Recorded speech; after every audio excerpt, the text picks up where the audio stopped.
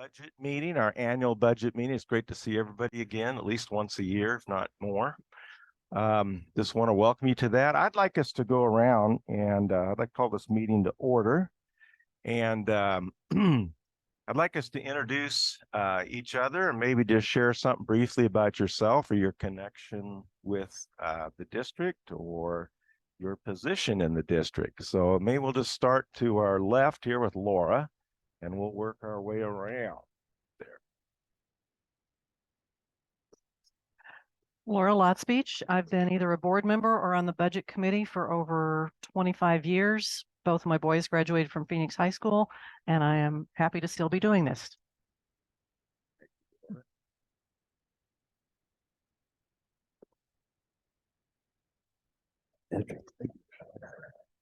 I'm Rick Nagel, and I'm on the school board, and I've been on the school board for 24 years now.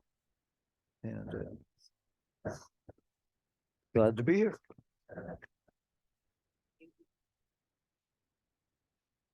Hi, I'm Rebecca Weathers. I've been on the school board for 2 years now. Hi, I'm Sarah Adams. I have two girls in the district, one at Phoenix High and one at PTRA. And I think this is my third year on budget committee, third or fourth, I can't remember. Hi, I'm Polly Fairmont. I'm a lifelong resident of Talent, Oregon, and I'm on the current school board. Hello, everyone. I'm Yasmin Carabinas. I'm the Director of Accounting, and I've been with the district for 12 years now, and I'm very happy to be here. My name is Brent Berry, Superintendent. This is my 19th year in the district and 6 years superintendent, and very happy to be here as well. And I will introduce Denise because she doesn't usually give herself a mic. But Denise is going on her 6th year as well, almost 7th, and she's executive assistant to the superintendent and the board secretary. Hello, everybody. My name is Hector Flores, and I'm with the City of Talent. I'm actually a Phoenix High School graduate from 1995. And Yasmin, I'm not a connoisseur of budget documents, but I've got to say this is one of the most lovely ones I've seen yet. I'm Roland Kretschmann. My daughter went through all the schools, both Talent and here. And I've been on the budget committee, I don't know, a few years. And my participation now is smart reading at Talent Elementary.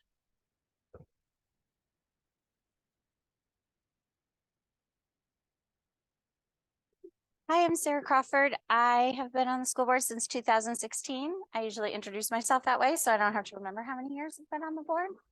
And I have 3 graduates through the district, and it's great to see everyone. Thanks so much for being here. And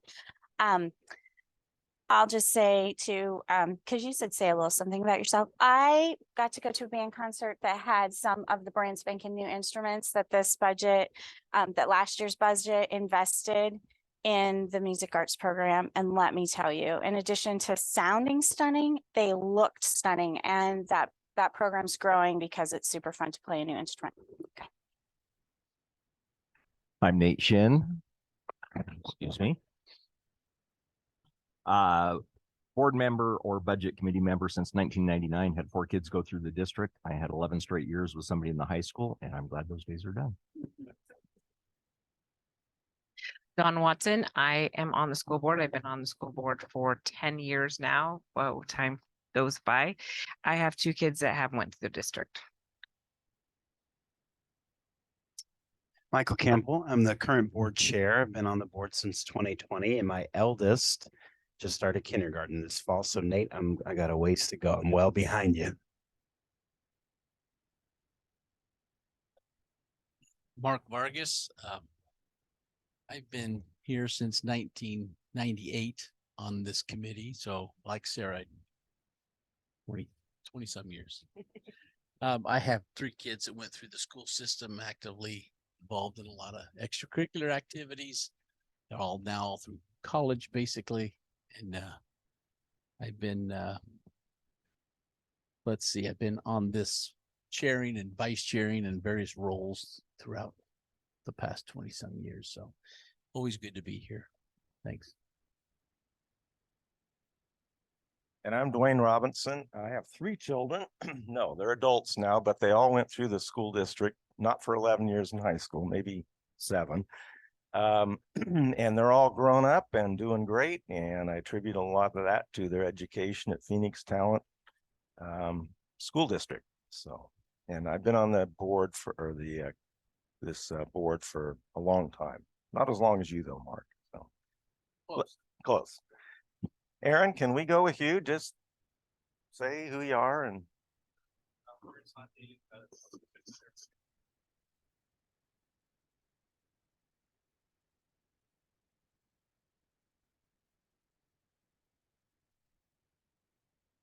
Hi, I'm Shauna Schleif, principal at Phoenix Elementary School, and I'm also 18th year in the district. Heather Lowe, the principal over at Talent Elementary. Nice to see you guys, Roland. Also a parent of a kindergartner, so just starting my adventure. Jessica Hamlin, Assistant Superintendent of Human Resources. This is my 2nd year. Good evening, Tiffany Lambert, Assistant Superintendent of Teaching and Learning, and this is my 6th year. Kaylin Cross, a principal at PHS. This is my 1st year in the district, and I have a 2nd grader at PES. Good evening. My name is Kent Valier. I am one of the assistant principals here at Phoenix High School. My name is Catherine Holden. I'm the principal of Talent Middle School, and this is my 1st year in the district. The end of the line. I'm Kelly Soder. This is my 1st year in the district. I'm the Director of Equity and Community Care.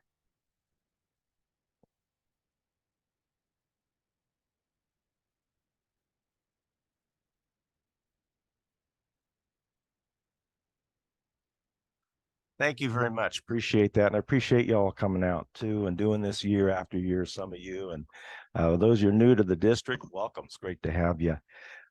We need to approve the minutes. So I'm assuming that those have been read, and I don't think that we really have to go through and read them. I would entertain a motion to accept them unless someone has any questions about it. Mr. Chairman, I move we accept the minutes as presented from the Tuesday, May 10th, 2022 meeting. Okay. Do we have a second? Okay, Roland seconds the motion to accept the minutes as presented. All those in favor say aye. Aye. Aye. Any opposed, say nay. All right, passed. We need to do election of officers, and so generally we will accept nominations at this time for the chair, and then after that we will also accept nominations for the vice chair. So let's go ahead. Would anyone like to make any nominations for chair of this committee? Mr. Chairman, I would nominate Dwayne Robinson for chair. Okay. Do we have any others?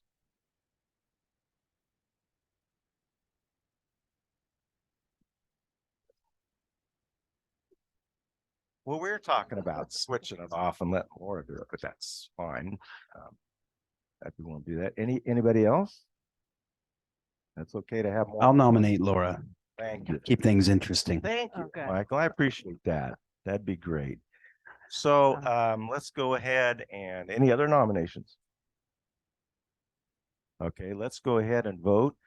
For those who would be in favor of Dwayne, go ahead and raise your hand, I guess, and I'm not going to be offended if you don't vote. It's fine. Okay. All right, you guys are so nice. All right, 2. How about those in favor of Laura? Okay, any abstentions? Oh, I guess I can't. I'm abstaining. Yeah, you're abstaining. I'm abstaining for the first one. Okay, all those in favor of Laura, she's been nominated to be the next chair. All those in favor, would you say aye? Aye. Opposed, say nay. And any abstentions? There you go. Okay. How about, thank you, Laura, for doing that. I just think it's great to mix it up a little bit. Any nominations for vice chair?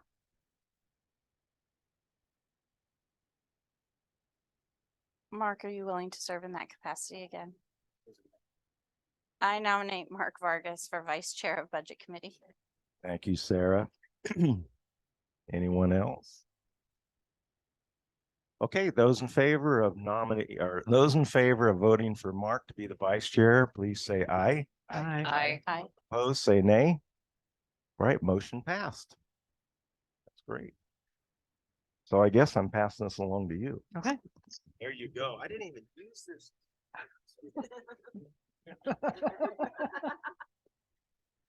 Okay, well, thank you all.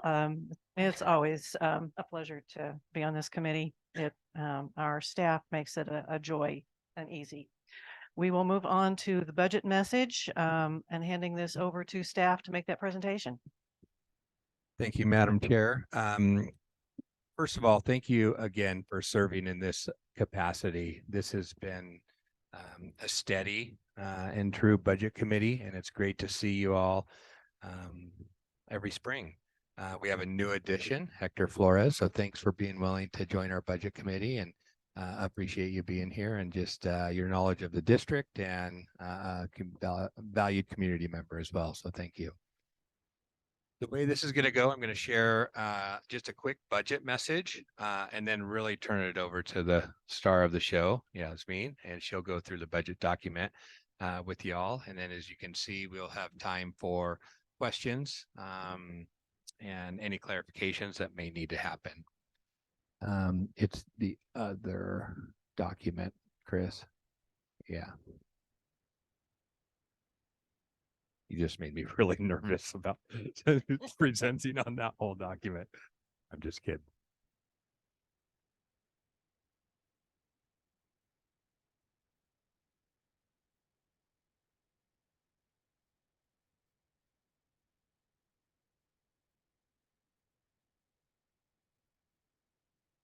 As he's getting that up, it's just really quick. We go over the budget message, what the role is of this budget committee, what the role is of the school board, and just a little bit about what you're going to see today that's in this budget. We're really excited to present this budget. It's a budget that includes a lot of amazing things and a lot of grants to manage from state and federal government. So like last year, it's a big budget document to kind of organize and put together. So if you can go to the next slide. You all introduced yourself as the budget committee members. Again, thank you so much. The experience that you have in looking over a budget document and asking clarifying questions and knowing and understanding this district is, we don't take that for granted. So thank you very much. Next slide, please. Your responsibility is to receive the budget message and the budget document, which you have seen in front of you. Thank you to Yasmin's team to get at least electronic copy to you on Friday, so you could get it over the weekend and then able to pick up a hard copy either yesterday or when you arrive. You can request any additional information if there's clarifications that needed. Recommending administration to make any increases or decreases in the proposed budget. Our administrators are back there to kind of listen to you if you're going to do that. But thank you for our team back there. I want to recognize how hard they work and what they do for our schools and our kids and our staff every day. And then finally, you will recommend approval of the budget to the school board, in which you hand over your responsibility. So with the school board, they'll schedule a public hearing. They do that before a school board meeting. Each time, first meeting in June is when it's scheduled. They'll take action on the proposed budget and if adopted, and levy taxes as appropriate. And then they'll approve any supplemental budget. If there's a supplemental budget that needs to be approved, moving funds from one area to another. Sometimes we have to do that. Actually, this year we'll send to the board a supplemental budget in June to make sure we are allocated correctly for the end of the year. So, but we don't have to reconvene the budget committee for that. Here's the timeline tonight, and then recommend approval for the budget if appropriate. And then June 1st is a public hearing, and the board will act on that budget recommended by the budget committee.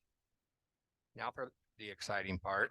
Well, not so exciting, but simply put, this is a budget that takes months in the making to create for a K-12 school. No matter your size, a lot of the same functions happen. This rivals our budgets from the previous year. As you know, we have many bond dollars that we're finishing up. We have federal grants that we're continuing to spend down and finish up. And it takes a team that you see behind you there, and an amazing director of accounting, which we have. So thank you again, Yasmin. This really highlights 3 different areas. Just the level of detail and coordination in this historic budget. It provides and continues to provide the support for our kids in a post-pandemic education world. And we are also still, as you know very well, recovering from the Alameda fire. In addition, this budget really is focused on ensuring that we have the funding for future years as well, making sure we're cognizant of an ending fund balance when our state grants and ADM security run out and our federal grants run out over the next couple of years. So what you'll see in this budget, I just shared, I just want to highlight a couple areas. Intentional leveraging of all funding sources. You'll see federal funds, you'll see state grants, you'll see there's mental health grants that we were awarded from the federal government. And then we also have general fund, bond funds, things of that nature.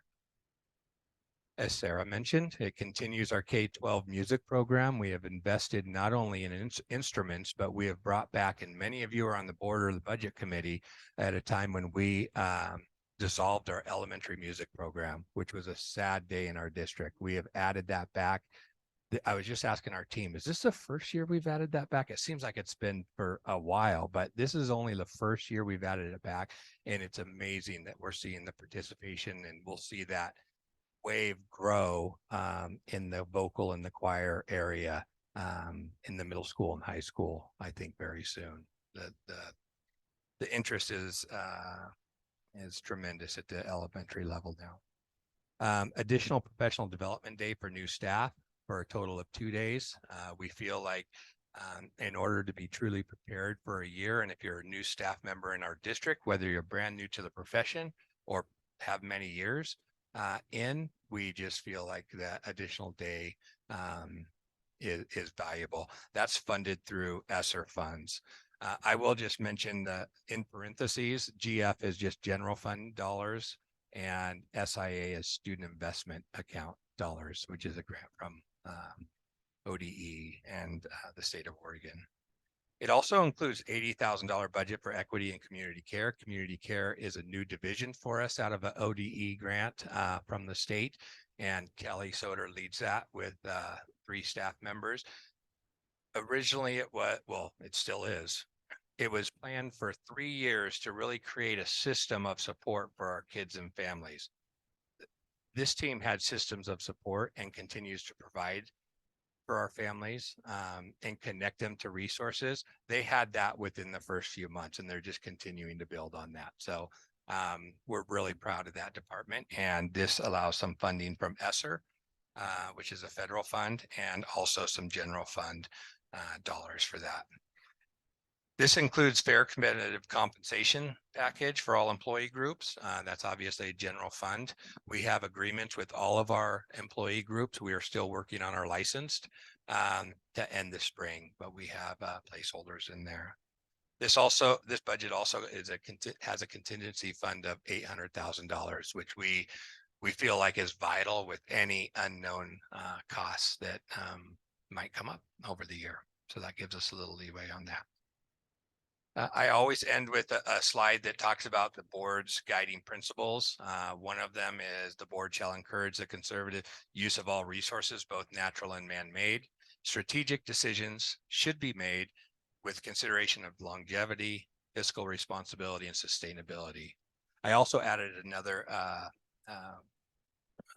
guiding principle that the board recently adopted a few years ago. The board is committed to fostering a diverse and inclusive school environment in which all of our students, families, staff members feel valued, respected, and welcome.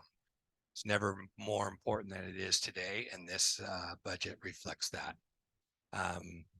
Now with that, just a brief overview of your responsibilities in the process, and I think we're ready to turn it over to Yasmin. Thank you, Brent. Can you all hear me? Okay. So we're going to be reviewing those binders that you have in front of you for the proposed budget 23-24. So the way it's organized, we have different tabs according to the funds that we have at the district. So on your first tab, you have the budget message that was written by Brent. And then on tabs 2 through 18, we have the general fund. On tab 2, we have some graphs that I prepared that have a summary of the revenues and expenditures for the general fund. Tab 3 has the revenues for the general fund, and tabs 4 through 18 will have the expenditures according to the cost center for the general fund.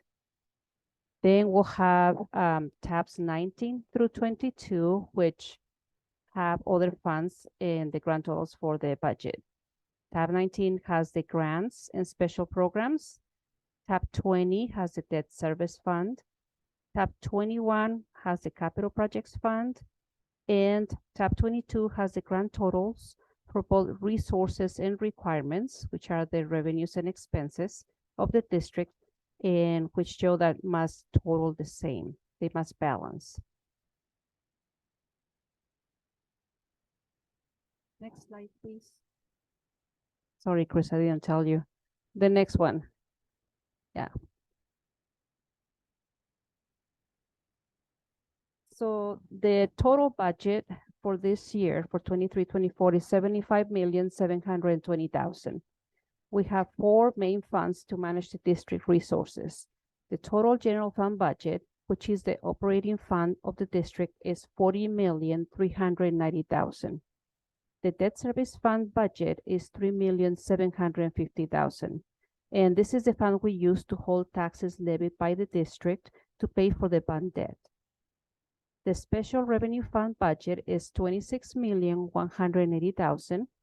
And the last fund, the capital projects fund, which is the bond fund, is $5,400,000 for this budget. Next slide, please. On tab 3, we have the revenue sources for the general fund. We are estimating general fund property tax revenues of $10.85 million and state sources of $22.39 million.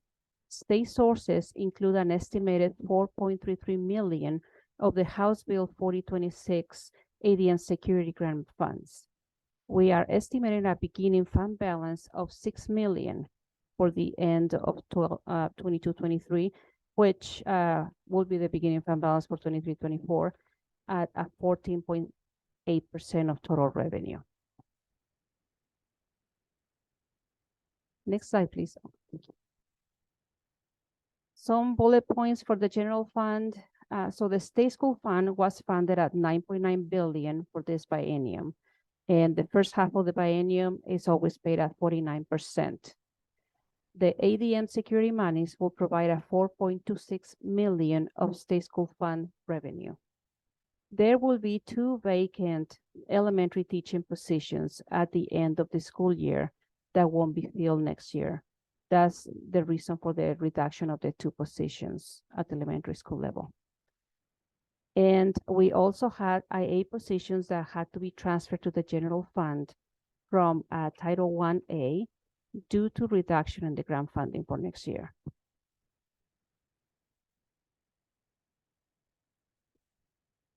So we are going to go through the general fund expenditures. According to the Oregon budget law, we are required to classify expenditures according to their function, their object, their center, and the areas of responsibility. So this graph shows you the expenditures by function, which are the expenses that are classified according to their purpose. So we have instruction, support services, facilities, acquisition and construction, and other uses, which contain the pension fund's debt and the contingency. These function categories also match the expenditures appropriation limits that the district is authorized to spend on each category. The estimated ending fund balance for 23-24 is $5,730,000, which is a 14% of total revenues. And just to highlight the importance of the House Bill 4026 grant, without these funds, the estimated fund balance would have been around 1.4 million, or 3.9% of total revenues in comparison.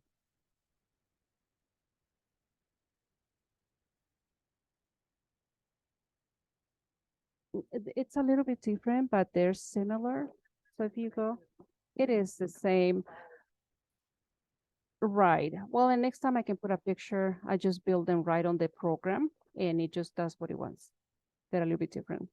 But yeah, for next time, I'll just put the same one. So if you look on your tab 2, there should be a graph for general fund expenditure by object.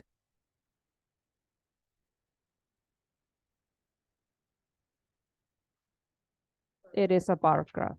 Oh, yes. Exactly. I was just trying to mix it up a little bit for the printing cup. So the object is the next classification for expenditures, describes the type of expense. The main expenses for the school district are salaries at 16.4 million and benefits at 8.8 million, which in total represent about 73% of budgeted expenses. Purchase services include transportation, ATI charter school payments, substitutes supplied by the ESD, utilities, and other services. Next slide, please. If you look in tab 2, you also have a graph that is called cost centers, and it's the same as that one. Just a little bit different in colors, but it should be the same information. So cost centers are used to identify schools and other district-wide centers or programs. So we have each one of our schools and special education, instructional services, transportation, maintenance. So we have all the other district-wide departments as well. And all the cost centers that are on the graphs are also the ones that are contained on your tabs.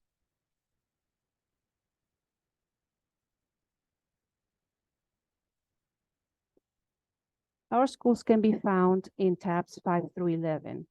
This slide is an example of how to read the details of this budget for the general fund. The whole budget document follows the same pattern. So the budget document must include 2 preceding year actuals, the current budget in FTE, and the proposed budget amount in FTE. Once the budget is approved and adopted, 3 more columns will be added to this document. If you can please go to tab 5, page 24.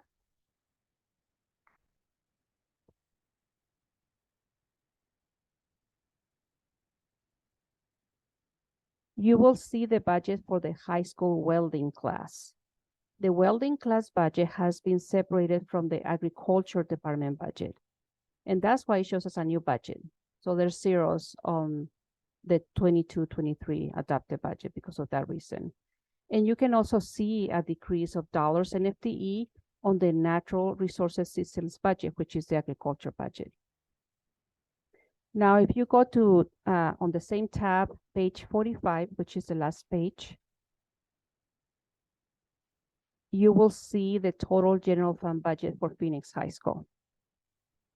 The increase on FTE and funding is mainly due to changes in funding for special education positions.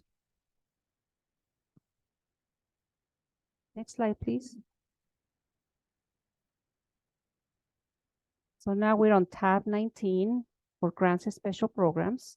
And you also have on tab 2 a graph that is very similar to this. It will contain the same information.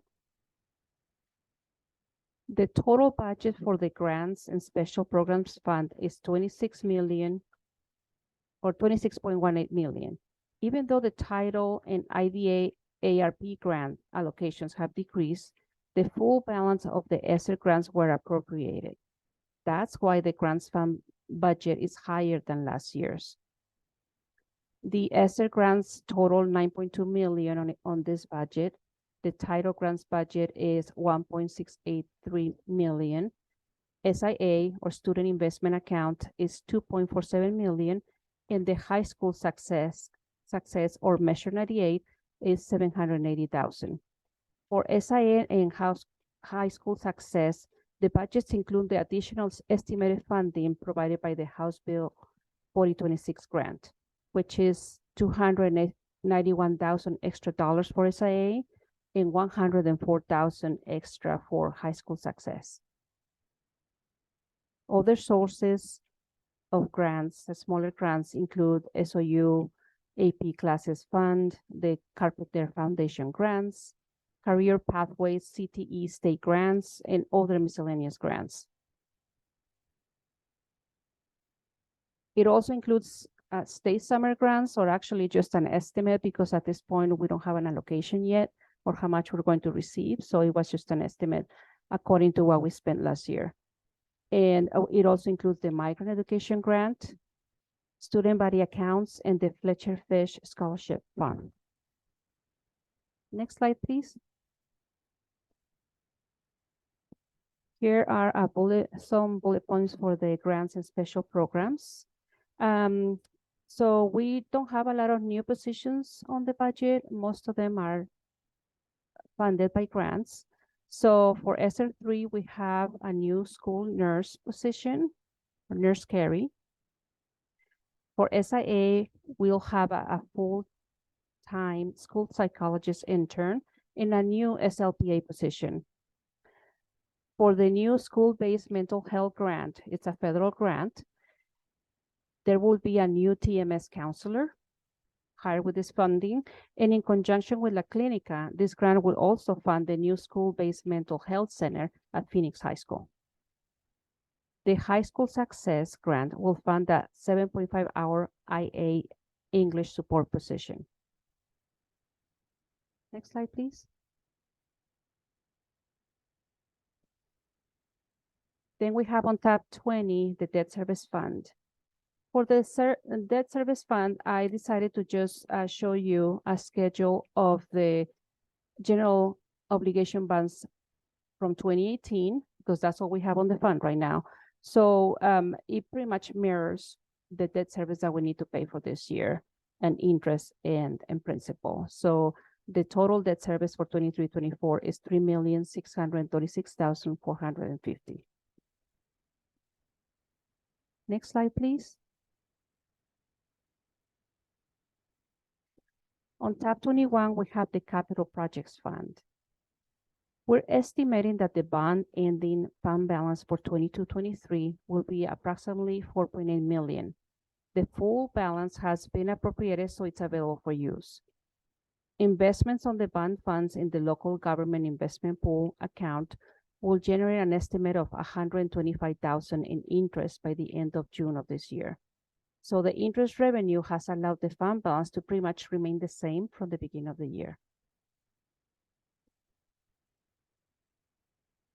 Next slide, please. And that's it for me. Do you have any questions? Anyone stepping up with questions? I have a few. Anybody else? Go ahead of me. No? Okay. So, and some of my questions, I'm sure, reflect some of the assumptions and answers that you've already given. If I'm looking under tab 5 on page 26, a change in athletic funding, under 230 athletics, we've got 61,196 that goes away, 190,621 that drops to 6. Are those Was that on page 20? 26 under tab 5. Okay. So under 230, area Okay. 230 on athletics, what happened there? Just So what happened is that we decided that it doesn't matter for athletics, whether you are a licensed or a classified person, it's the same job, the same responsibility. So we created a new object, which is object 133, additional athletic and advisory salary. And that's where we budgeted the amount for athletics. There's also an additional classified salary up on top, but that's mainly for additional hours and overtime hours.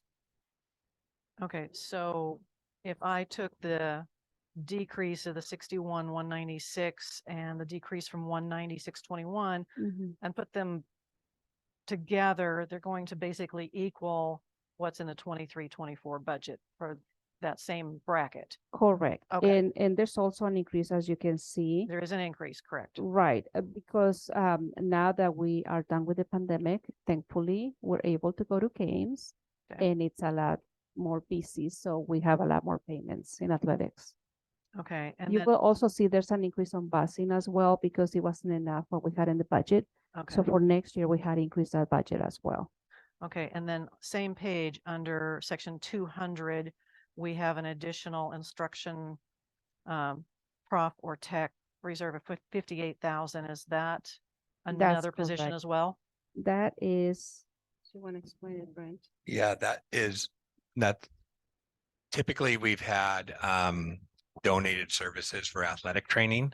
And it's not this year. We go through Providence and we have a great trainer.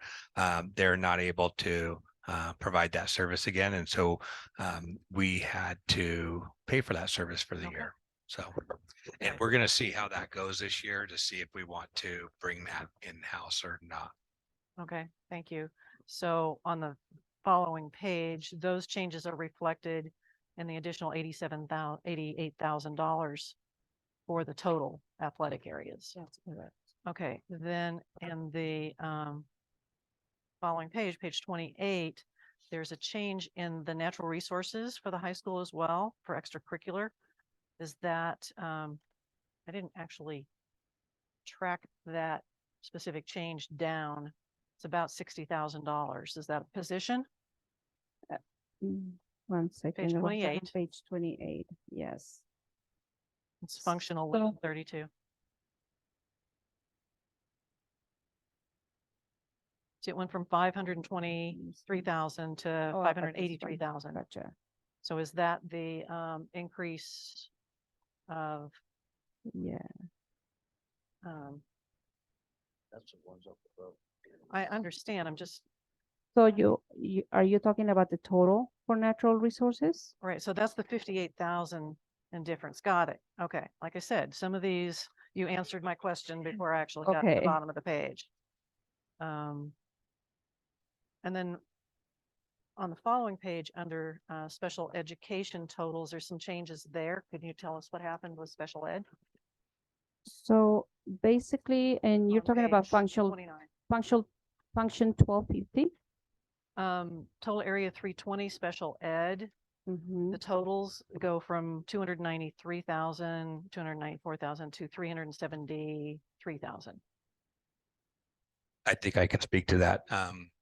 We have staff members that are responsible for one-on-one support for students. And if that student goes to another school, that typically that staff member follows them. So I'm pretty sure that might be the case in that regard. It is. And also, last year, we had one of the teachers being paid under IDEA grant. And this year, we have both teachers paid under the general fund budget. Okay. And so we had switched it with another school. So if you see a decrease on TMS, it's because we have two teachers under IDEA. Okay. So it's an internal shifting It in is. bookkeeping. Got Mhm. it. Thank you. I suspected something like that, but that's okay. Let's see here. And if I sound like I'm being picky, it's because I spent several hours looking at this. No, that's all right. I appreciate it. Okay. On page 50, Again, this is supplies and materials for the middle school. I'm still in 6, yes. Page 50. So on the general fund, number 400, supplies and materials, we've got a big shift downwards in totals from 82,000 to 6,000. So sure. help me track that. Those were the instruments that Okay. All right. Well, we sit them down. purchased. No. We purchased, so we got that line item down to Okay. something that we can manage for. Yeah, so it's 5,000.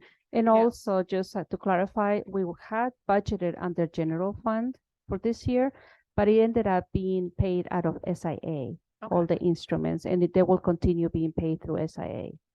It's just a small amount just to support the school, just in case I need extra. Yeah, we always need new pads and reeds. Yes. Then on page 58, under English language learner, total function went up about 109,000.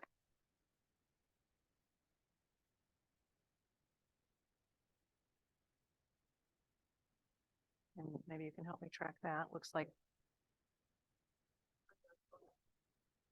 I am in total function 1291 down towards the bottom of the page. English language learner -ORS 336. Yes, so let me take a look. Well, we had an increase of 53,000 here on salary, so that's Yes, half of it. that is a new position, or actually a math position that is going to be replaced with a Spanish speaking teacher, and it's going to be turned into a two-way immersion math class for next year. That's the reason why we have that 53,000 as a new budget. Okay, and then there are other small differences in some of the others. There's like 20,000 here on associated payroll costs on the Right, and some of 200. those, sometimes I have to like really go back and go through the whole budget, because I have teachers that if they choose not to have health insurance, yeah. it's a $20,000 difference right there. Okay.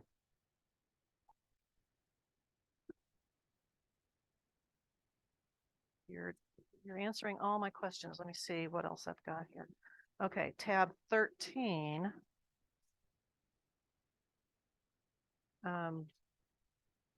Instructional services. There's a lot of changes in this one, like under undesignated, $150,000 difference. Yes, so basically we removed $400,000 out of this budget because we use the House Bill 4026 money to get curriculum all the way through 2030. So when I talked to Tiffany, this is part of her budget. It's one of her centers. So she decided that she doesn't need that amount in here. Okay. If we need extra curriculum, we can use the HB 4026 monies or grant monies. Okay, so it's not, you have not eliminated anything. You're just allocating from different buckets. Correct. Got it. Okay, let's see if I had anything else in that budget. No, that 400,000 thing answers the bottom line of that. Right. Well, one more change on that instructional services. The Compass teacher used to be funded half general fund, half ESSER 3. So we decided while we have ESSER, we're gonna fund the whole position through ESSER. So that's another reason why it diminished by another close to $50,000. Okay. And our Compass is our alternative ed setting for the high school, or actually 6 through 12. Got it. And then we increased our information and on page 152, increased our information and technology budget about 100,000. So that looks like it's spread over the entire Let me get to tab here and there. So that will be on tab 18. So basically, we need to invest a lot on cybersecurity. Okay. And and also the what is it called, factor authentication software. Mhm. So I had to add 15,000 for that MFA software. And for cyber, it's gonna be a contract through the ESD. The cybersecurity, another 15,000. And there's also gonna be a new firewall. So all those new software charges, that's already 45,000 right there. It's another 15,000. And then I needed to increase their budget because they have to be buying like a lot of chargers to replace for all those Chromebooks that we have for all the kids. Yeah. And they get misplaced or they break pretty easily. So then the IT budget needed to be increased. I think it's an incredibly important area to invest in. Yes, for Um, sure. Okay, let's see. My only other, you've answered every question I had. It's all there. Good. My only comment would be, some point in my life, I would like to see as much money go into art, music, voice, instrumental, theater. This goes into sports. It's probably not going to happen, but I would like to see it someday. Thank you very much. Anybody else have more questions? Please don't tell me I'm the only one. I'll have Okay. Actually, a general question. Do we know how long those ESSER funds will be available for? Are they done in a year, 2 years? They're done pretty much in a year. They all are set to expire on September 30th of 2024. And the state grant security we have from the Alameda Fire for ADM security is a year after that. So 1 more year for ESSER, 2 more years for the state security.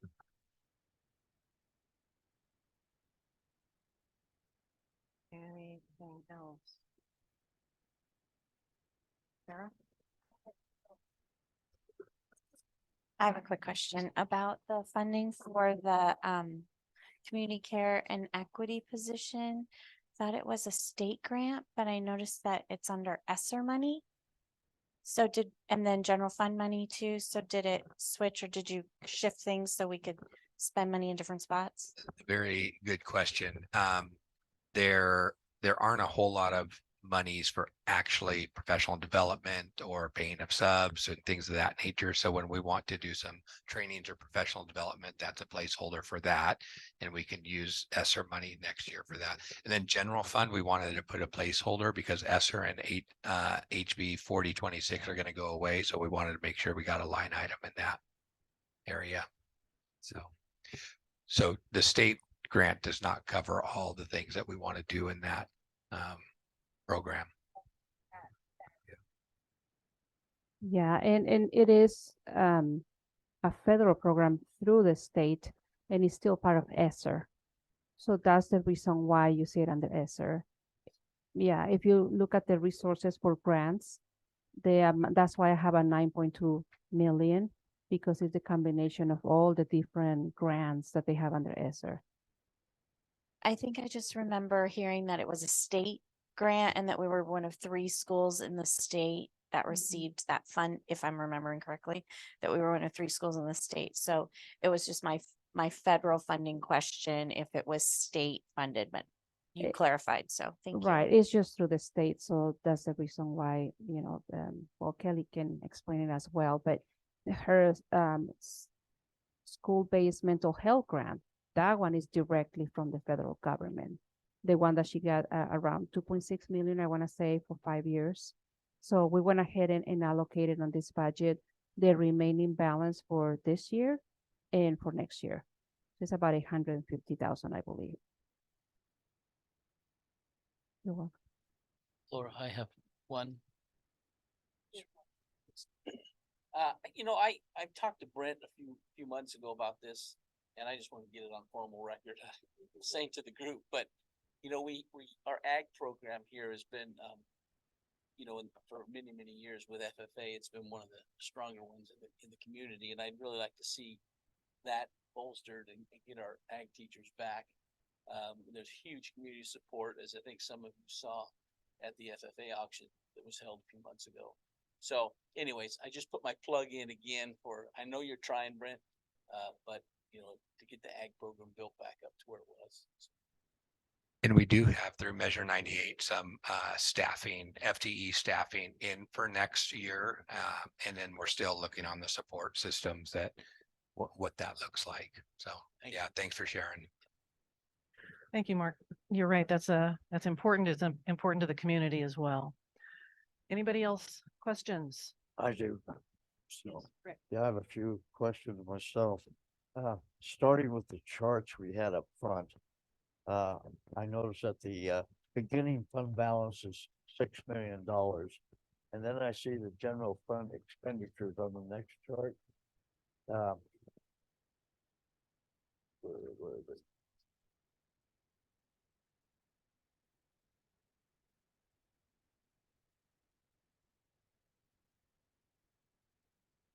Where am I? Okay, there it is. It's $5,730,000. The difference is $270,000. Right, so the 6 million is the ending fund balance for 22-23 or the beginning for 23-24. And the 5,730,000 is the ending fund balance for 23-24. So the difference of 270,000 is Right. what we used up. Right, exactly. So after all the revenues and expenditures are applied, pretty much we end up at almost the same. Okay. So, okay. Yeah. That was one question. I've got like Laura here. I got a few. I just had a question on there's a chart here, cost centers, and down there Armadillo, 835,000. Is there a revenue source to offset that? Yes, it comes from the state school fund. We are mandated to pay them according to the grade level. So right now they don't have any students in middle school level, but for high school level, we have to pass through 95%. So when we get the state school fund formula, they also give us a rate that we have to pay to the charter schools. So we have to take their ADMs times that rate. And then if it's a 9 through 12 student, they get 95%. And we also add a 5% for poverty. And that's what they get paid. So that amount pretty much, I took the amount that they had calculated the state for 23-24. But we're really not out any cash on this. So no, basically, no, you receive the monies from the state and then we pass them through to ATI. And we receive the revenue because those students are also counted on the enrollment on our ADMs. And that's the reason why we receive the monies and then we pass it through to them. What else you got, Rick? I've got a couple more. What tab are you on and what Okay, I page? just moved to tab number 4, district office. And on page 1, student safety. I'm looking at the amounts there, which is next to nothing. What about the SROs? Where does that expenditure, where does it appear? So the SRO for the high school is under the Phoenix High School accounts. This amount that you see here is only for the background checks that we have to run when we hire staff. So Talent Middle School, we have the other one. And for Talent Middle School is being paid through the SIA grant. So you won't see it on the general fund because we have those dollars available to us. And I believe the FTE might be increased for next year, Brent. Yeah, so that's a student investment account for health and wellness. So we put that in talent.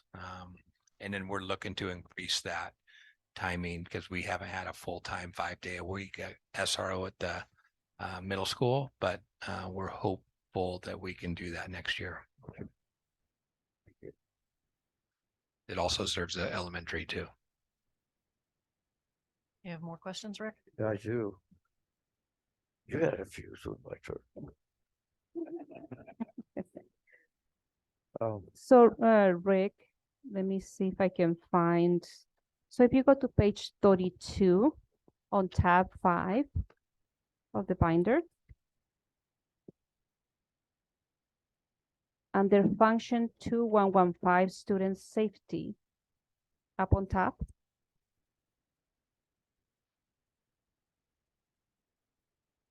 There's a service object code 389. And it's $29,500. 32. 32. So that's the amount that we have allocated for the SRO at the high school. And it's only half of their cost. The city pays the other half.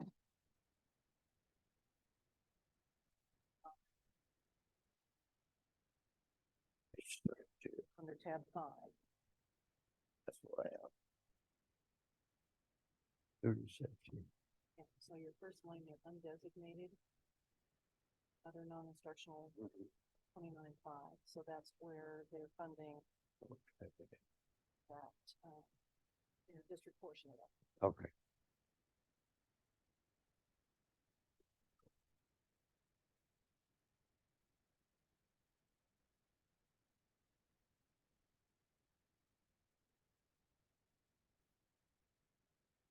I just noticed an increase too, and I'm on page 6 of district office. Audit fees have jumped up to $63,000. It used to be 3841. You're on tab Yes, you are correct. I'm in tab, no, way back, here's my tab 4, yeah. Just an observation. Audit fees, as you well know, go up every year. That is really Right, why. but we did have a large increase last year. And there are so many gas fees nowadays, and then they had to also add an amount for the ESSER grants. So instead of having one single audit, we had 2. So, and it is expected that it's going to continue for next year. That's the reason why I went ahead and calculated an increase from this year's cost. So it is pretty expensive. But, fortunately, at least we had our financial statements. I don't know if you know, but a lot of school districts up north, I think it was maybe a couple of weeks ago, they didn't have their audit documents yet. It was another firm, but we don't want to be in that situation either. And I've been researching and asking around, and it seems like what they're charging us is what other districts are also paying.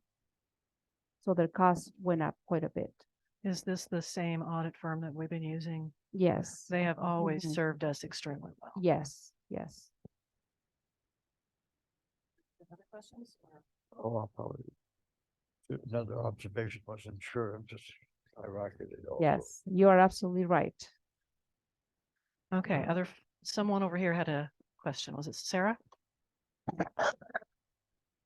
Mine is on 19, line 3299, other restricted grants. I'm just wondering that's a drop of about $1 million, and what's included in that other bucket.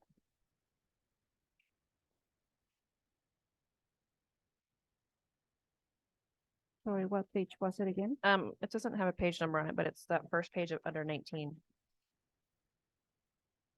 3299 other restricted grants. It went from down over $1 million from 4.8 in section to 2000. Yes, that is for state grants. And I will have to take a look and see exactly what state grant is not going to be funded next year. There are a few grants, for example, the House Bill 4030 for retention and recruitment, that it was only for 1 year and it was about 302,000, I believe.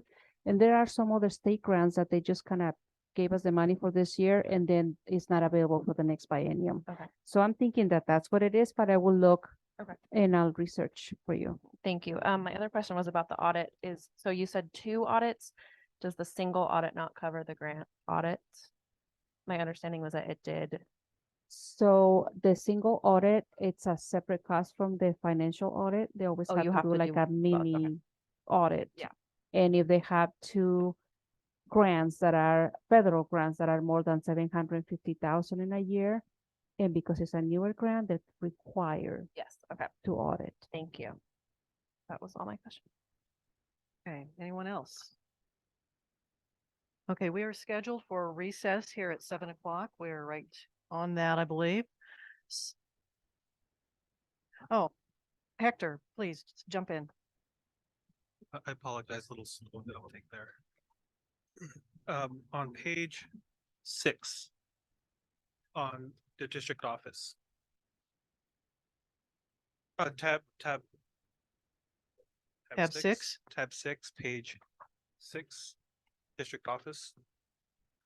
Tab 6, page 6. I've got page 46. Tab 4.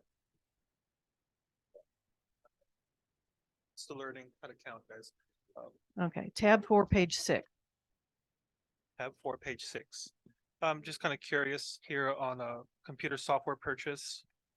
For the current budget, you have listed 14,175, and I'm just kind of curious if it looks like it's in budgeting, maybe that it would need continual purchase of certain software, especially if it's subscription based. So it's just kind of help me understand that 14,175 only one time.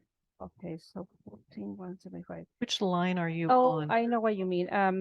It is 100, bottom of the page. Got it. Thank you. right. We used to have Forecast 5, which was a budgeting software.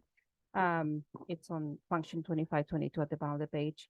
But after a while and after the Almira fire, we decided, we really don't need to be spending this much money. So we removed it from the budget. That's why it's not there. That makes total sense. Mm. Right, and I'll try this one more time. Same tab, page 2, page 3, says function 2311, Board of Education Service. Area undesignated 388 election services. It looks like from the 2020-21 actuals, there was 8,895 spent on election services. I do believe that was an election year. So with elections happening pretty regularly, I'd just like a better understanding of exactly what that was spent on. So Sorry. You're on page 3, is that I'm on correct? page 3. The very top line, $8,895, area 000 Yes. 388 election yes, services. and let me take a look at that because I do remember putting $9,000. I think it's because we have to pay the county to administer our election. Yes. So 2023, this fiscal year has an election. So that would be an expense. Next year won't have a board election. 2025 will have a board election and we'll have to pay the county again. That's my, That is that correct. right? Yes. So this year we are paying $9,000 or around. That's what we're estimating. Thank you, Board Member Campbell. That makes total sense. And now I completely understand it. Thank you. Other questions, please? Okay, then we will go to recess. It's 5 after 7, I believe. Is it okay if we come back at 7:15? And if you come up with a question in the interim, I will ask for that when we reconvene. Thank you. Thank you for coming all back to your seats. Hope you enjoyed the break. And we do have a few questions or observations to follow up here. I'll start with you, Dwayne. Sure. I just have a general question about the general fund expenditures by function, like toward the beginning. It's the second page, about the ending fund balances. I remember a few years ago, we were really, really low and really concerned about that. And then we were able to get that up. I do notice we've gone from last year, we're at 19%, and I think we need to be 10 to 15, or I don't know, somewhere in there.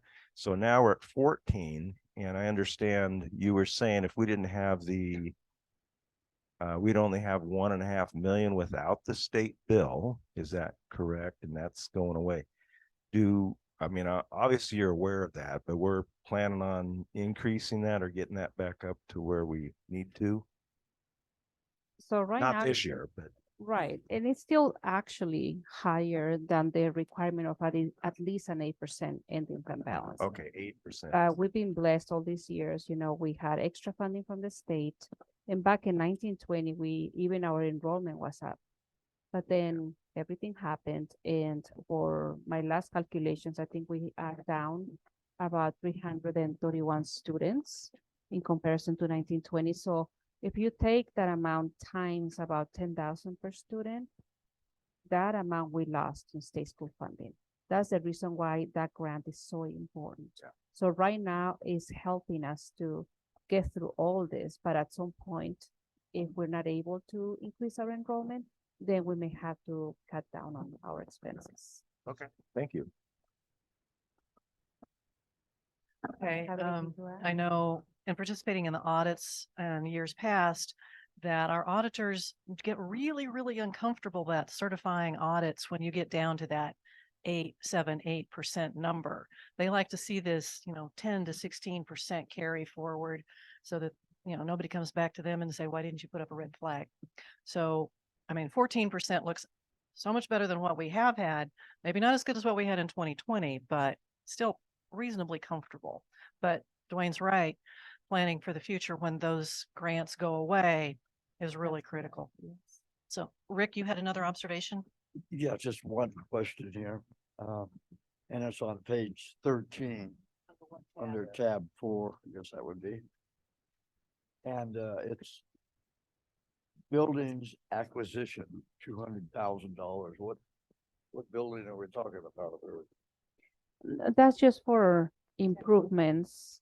We're on tab 4, page 13, major function 2000 support services, item 500 capital outlay.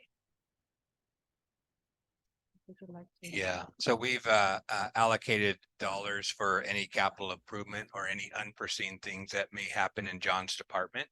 And so we had $200,000 last year on this line item.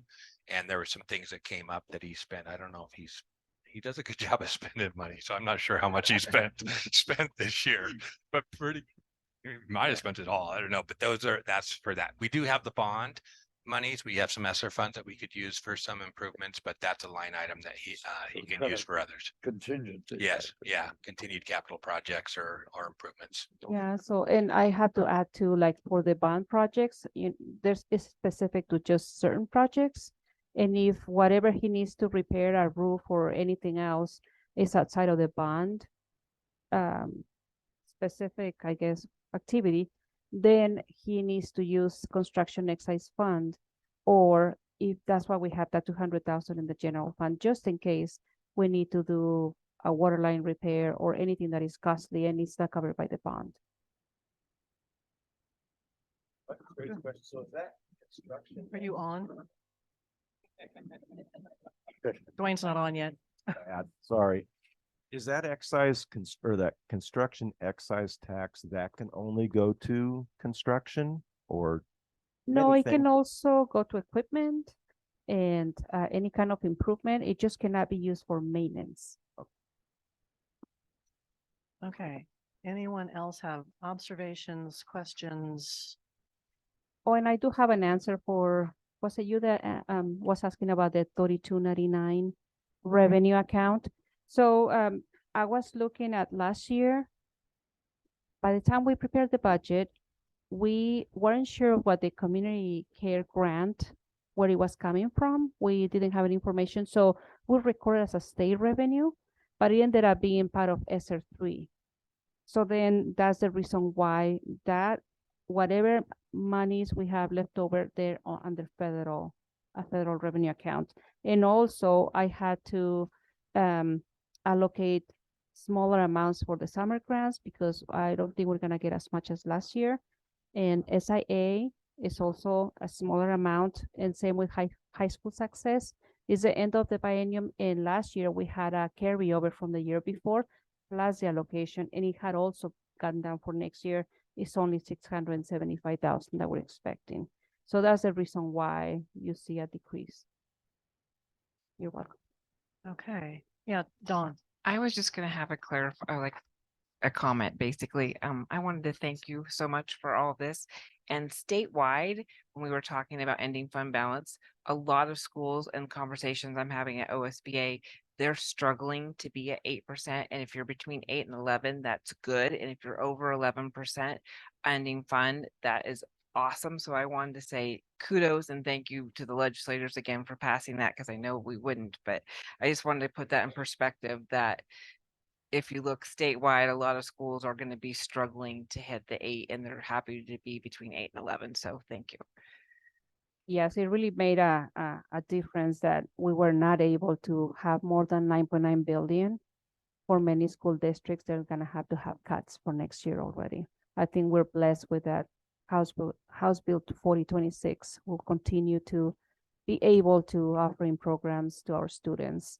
And so we will see from now until 2 years from now what will happen, you know. But Yeah, and just so you know, we are cognizant of that when we have 300 plus students. That's why you see the 2 elementary teachers that are being cut. Those are just through attrition, retirements. And so after 2 years, we're going to need to be really close to ADM. Hopefully that ADM comes up, and then through attrition, they'll meet after 2 years. So that's something that we're really cognizant of. Given that the population of Oregon as a whole is decreasing, we're going to have to run up some banners and fly some flags to get our enrollment back up. We were pleasantly surprised with some kinder roundups, much better than last year. So, so we're looking forward for a bigger kindergarten class. Great. Okay, so if the committee does not have any other questions or observations, do we have any public comments that have been submitted? Okay, they're not here. We don't hear them. Absolutely, Sarah. As an accountant and coming from SOU where we have an extremely complicated budget, I just want to say that this is a huge exercise that you've been through, and much appreciation. I understand the difficulty and you've done a fabulous job. And also the fund balance note, I would say compared to SOU, yes, this is a healthy fund balance. So you guys are doing awesome. Thank you. Thank you. Yeah, I think I've looked at over 30 different budget documents, and this is one of the most concise, clear documents over the years. I think we need to, unless we have committee recommendations for changes in the budget, I think we need to consider our action and recommendation. Do we have anyone willing to do that? Oh, go ahead. I can do it. Mark, please. You got it. So I move that the Phoenix Talent School District proposed budget for 2023-2024 in the aggregate amount of $75,720,000 total of all funds be recommended for approval, and that the permanent tax rate of $4.2422 per 100,000 of assessed value be assessed in support of the general fund. This permanent tax rate is expected to raise $10.54 million. I further move that a tax of $3.675 million be recommended for approval for the debt service fund for the purpose of the regiment of bonded debt owned by the school district. The detail breaks down as general fund $40.39 million, special programs fund $26.18 million, debt services fund $3.75 million, and capital projects fund $5.4 million, for a total of $75,720,000. Thank you, Mark. There's a motion on the floor. Do we have a second? Second. Seconded by Nate. All those in favor of the recommendation to pass the proposed budget, say aye. Aye. All those opposed? Anyone abstaining? Okay, thank you very much. Once again, it's been a pleasure and an arduous job once a year, whether we need it or not. Okay, thank you very much. Meeting is adjourned.